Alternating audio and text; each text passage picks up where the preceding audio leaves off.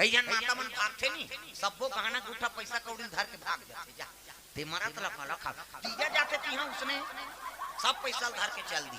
Phone करी कहां रे पैसा का? हां तोर पिए पर राखे रह सब हम धर के हां नाबो त धर के आबो।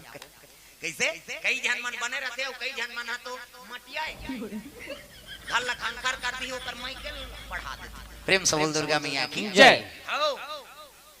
कई जन माता मन शादी हो आगे गरीब घर के बेटी अमीर घर जाते, अमीर घर के बेटी गरीब घर आते, और जैसे पति राखे तैसने समय बिताओ। तो कई जन माता मन अपन दई घर के बड़े मार गई, हमार माँ हमें पति का अपमान हो। कैसे कई जन हमार माँ बोलोरो लेते हमार माँ घर तो अपन बल ले तोर बल ले तू कही। कैसे हर चीज में माँ माँ कबे नहीं तो पति का अपमान होता, और नहीं सके तो दादा मन धदा भद देते और जाओ जा नामाने मंडिल के तलाक हो गए। हम पेपर में पढ़े रहे उदे कोर्ट मैरिज हुई से 8 दिन बीतन नहीं पाई, दोनों जन तलाक में चल दी।